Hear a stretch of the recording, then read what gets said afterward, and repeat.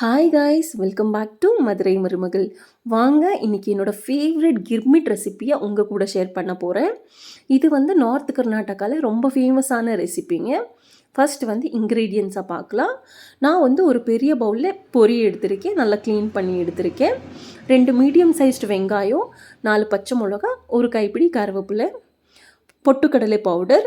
இது வந்து பொட்டுக்கடலையை மிக்ஸி பண்ணி அரைச்சி எடுத்திருக்கேன்.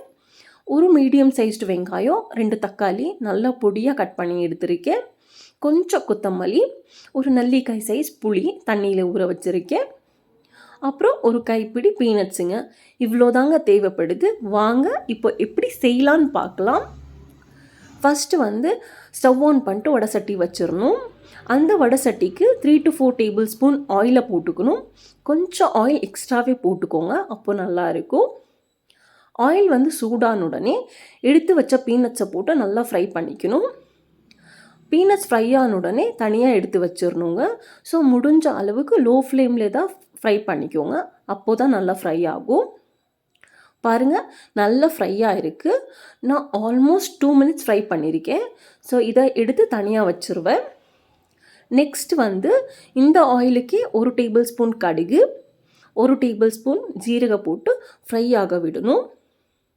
இது வந்து ஃப்ரை ஆன உடனே கட் பண்ணி வச்ச பச்சை மிளகா, வெங்காயம் போட்டுக்கணும். ஃபஸ்ட்டு வந்து பச்சை மிளகா போட்டு ஃப்ரை பண்ணிக்கோங்க. இது வந்து ஃபுல்லாக ஃப்ரை ஆகணும்னு இல்லை, கொஞ்சம் ஃப்ரை ஆன உடனே கட் பண்ணி வச்ச வெங்காயமும் கருவேப்பிலையும் போட்டுக்கோங்க. உங்களுக்கு நிறைய குவான்டிட்டியில் தேவைப்படும்னா வெங்காயமும் பச்சை மிளகா ஆயில் கொஞ்சம் நிறைய ஊற்றிக்கோங்க.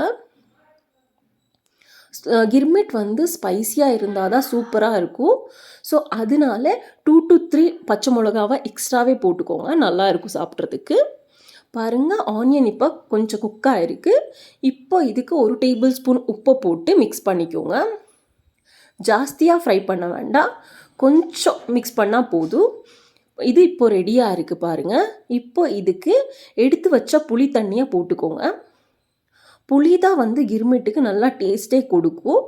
ஸோ ஸ்கிப் பண்ணாமல் இதை ஆட் பண்ணிக்கோங்க. இப்போ இதில் இருக்கிற தண்ணி குறையிற வரைக்கும் நம்ம குக் பண்ணிக்கணும். ஸோ மூடி வச்சு குக் பண்ணிக்கோங்க. பாருங்கள், நல்லா ஆயில் விட்டு வந்திருக்கு. இப்போ ஸ்டவ் ஆஃப் பண்ணிட்டு தனியாக எடுத்து வச்சுருங்க.